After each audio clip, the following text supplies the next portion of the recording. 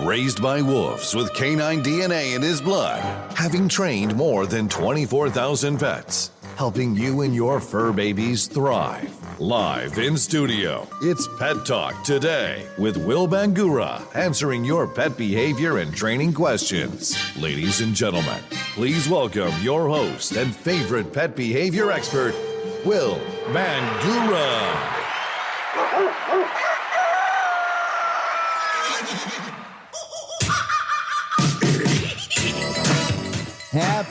Happy Monday afternoon, everybody. I'm Will Bangura. Hope you're doing well. This is not a full Pet Talk Today live stream. What I want to do is give you a 10-15 minute dog training hack, a pro dog training tip. This is about dogs that like to resource guard. Do you have a dog that likes to grab objects they shouldn't have and steal them and run away? Maybe they want to play chase with you, but then they get aggressive. Maybe they don't want to play chase, but they want to fight you to the death if you try to take it away from you. Well, we're going to go over a quick hack, how to keep yourself safe, how to be able to teach your dog to drop the object so that you can safely get it without getting bit, okay, without having confrontation with your dog. Now, this is not the complete and total fix for a resource guarding issue. That can take a very long time. That requires a lot of counter conditioning and desensitization, exposure therapy in a very specific way, and that can take a long time. Not that we don't want to do that. That's the goal. That's what we want to do. The gold standard for any dog that has anxiety, reactivity, fears, phobias, aggression is to use counter conditioning and desensitization. That's where we expose the dog to the trigger where the dog doesn't have stress, so a lot of times at a distance where we're starting, and we're creating positive associations to that particular trigger. But what we're going to do now is we're going to teach your dog how to fetch on cue or command. We're going to teach your dog how to drop on cue or command. Now, before we can do that, we need to make sure that we're using markers in training. Do you know what marker training is? Do you know what clicker training is? Are you using a clicker or markers in training? Are you doing it the right way? Timing is everything, and great trainers use a marker system in training. This is not the opportunity to talk about it, but if you haven't learned it, in order to do this, I want you to go to the Pet Talk Today audio podcast. That's right. Do a Google search, put in Pet Talk Today podcast. Then I want you to go to the podcast. I want you to look for episode 80. Episode 80 is an entire, I believe, hour that goes over in detail using markers in training. All right. So this assumes that your dog is conditioned to a marker, whether it be the clicker or an auditory word marker like yes or nice or super, whatever that is for you and your dog. Okay, this is what we're going to do. We need to get an object. I like to hopefully use a toy, unless your dog is really protective of their toys. Find something that you know you can give a little toss to or a roll, and your dog will go pick it up. Maybe it's a little rope toy that you toss. Maybe it's a Kong that you roll or toss. Maybe it's a ball that you roll or toss. Maybe it's a squeaky toy that you roll or toss, or just some kind of other toy that your dog might like. The goal here is that we're going to try to get the dog, without asking, to pick up an object, okay? We want to make sure that it's a safe object. It can't be something that your dog's going to eat up and ingest and get harmed with, okay? All right, so this is the first step. Take that object, roll it or toss it just 2 feet away from you or the dog. The goal is we're hoping the dog's going to go after it, grab it, and pick it up. As your dog goes to grab it, as soon as your dog picks it up, in that exact moment, I want you to label that fetch. You're not asking for fetch. We're creating the behavior to get the dog to pick something up. As the dog picks it up, we're just going to label that behavior fetch, creating a black and white cause and effect association so that the dog begins to understand that, hey, picking up an object, that's called fetch. Now, when you do that, when you label fetch, as soon as the dog picks it up, as soon as you label fetch, now click and reward or mark and reward.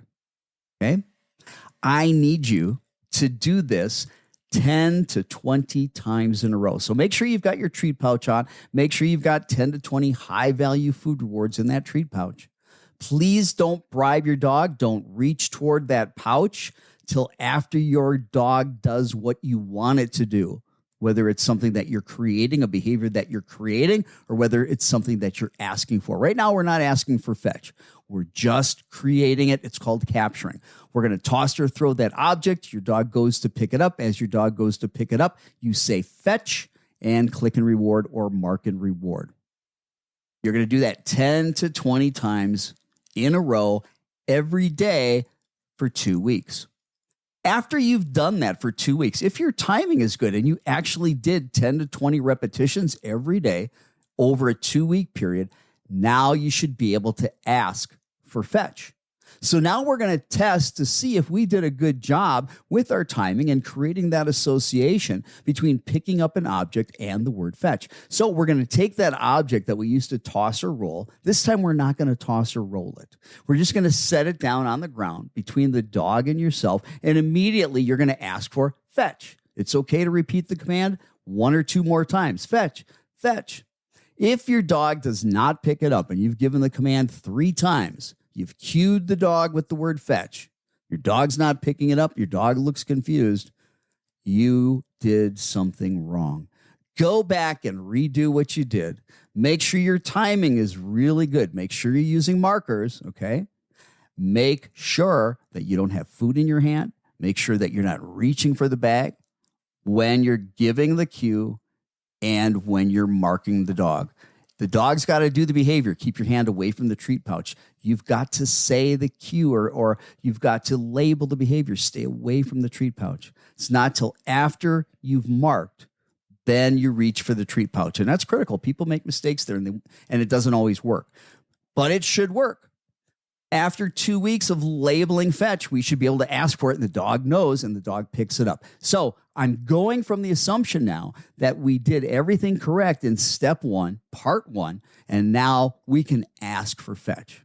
Okay, what are we doing in part 2? What are we doing in step 2? Now that we can ask for fetch, we're going to ask for fetch, and we're going to do that 10 to 20 times in a row every single day. You're going to need high-value food rewards, 10 to 20 of those at a minimum, right? Now, we're going to ask for fetch, but we're not. In step 2, part 2, we're going to ask for fetch, but we're not going to click and reward, or we're not going to mark and reward the fetch. We're going to sit there, and we're going to wait out the dog. Your dog might get frustrated. It's used to you clicking and rewarding right away. The dog's going to let go of the object, whatever it is. It's going to let it go. Just wait it out. It might be 2 seconds. It might be 2 minutes. It might be 20 minutes, but I doubt it. I guarantee your dog's going to let it go probably within 2 minutes. And I don't think your dog's going to run away from you. It wants that treat. We've been playing this game for 2 weeks. Wait out your dog. As soon as your dog opens its mouth to let go of that object, now we're going to start labeling that drop. Okay? Now we're going to capture drop. The dog lets go of the object. As it happens, immediately as it happens, you're going to say drop, and then you're going to click and reward, or you're going to mark and reward. After the dog takes the food reward, you're going to say fetch. It's okay to point to the object. It's okay to repeat the command. When your dog picks it up, you're not going to click and reward. You're not going to mark and reward. Not in part 2, not in part 2, step 2. Wait for your dog to let the object go. You're not asking for drop. You're waiting for it to happen. As it happens, you're capturing that and you're labeling it drop, click and reward, or mark and reward. Okay, for step 2, part 2, just like step 1, part 1, you're going to do this 10 to 20 times in a row every day. After you've done that now for 2 weeks, we've got a month into this. Yep. We're going to do it right. There are no quick fixes. Now you should be able to ask for drop. We've been playing the game for 2 weeks. The dog should understand the game. You put the object down, you say fetch, the dog picks it up, say drop. Hopefully the dog lets it go, and now you click and reward, you mark and reward. Take the next 2 weeks actually asking for a drop. Ask for fetch, ask for drop, click and reward, mark and reward on the drop. Okay. All right. This is not stopping resource guarding. The resource guarding has not gone away. We have done no counter conditioning, no gradual and systematic desensitization so that your dog feels comfortable and relaxed and doesn't have any anxiety, fear, or stress when we come by the dog when it's guarding an object. What you don't want to do is try to approach the dog and think that you're going to beat the dog and get the object away from the dog without getting bit. Maybe you will, but a lot of people don't. A lot of people that think they can do it get bit anyway. And that includes a lot of dog trainers, okay? So be smart. Assume the dog's going to bite you.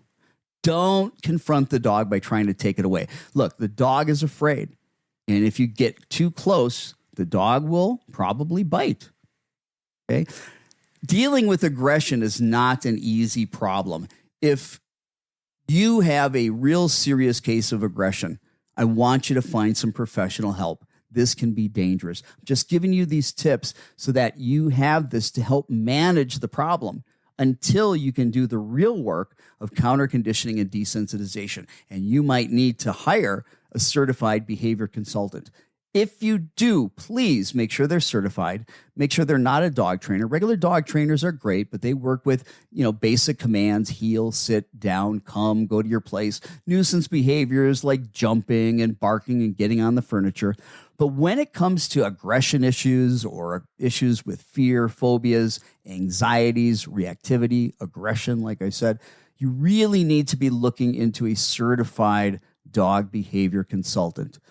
Go to the website for the International Association of Animal Behavior Consultants. Their web address is IAABC.org.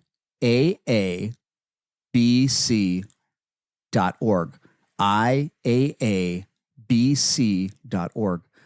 You can look them up by city, state. Now, if there's nobody in your area that's there or qualified, hey, I help people all over the world. I do behavior consultations with everybody all over the world. We're super successful. No, I don't need to be there in person. I know that you think I do, but you're the one that needs to learn. It's all about coaching you. And we're very successful at doing that. If you put in the time, you put in the work, you're going to have success. But if you can't find somebody, a professional in your area, you can always go to my website. Where is it? It's right down there. Dogbehaviorist.com. Go to dogbehaviorist.com. You can fill out the form and I can be in touch with you. I can help you. Hopefully this is a good hack. Once you've got this down, this is how you can manage things. It's not the fix, but it's a way to manage things. Rather than reaching for it and getting hurt, now if your dog grabs something it shouldn't have, you should be able to say drop, okay? Get your dog to come to you, pull out, because you're going to mark and reward. The dog's going to come for its food reward, right? As your dog comes to you for its food reward, just take the dog into its crate or take the dog into another room, and then you can safely grab the object the dog shouldn't have had and put it up. That's a hack. That's a temporary fix. It's a Band-Aid. It's a way to manage things and be safe until you can put in the time of real counter conditioning and desensitization, doing that work with whatever it is your dog is aggressive, because it might be lots of different objects. It might be locations. It might be space and territory. It could be another person in the house. It could be another pet in the house, for all that matters. But if you try this and you put in the time, I guarantee you this is going to work. All right, folks, give that a shot, okay?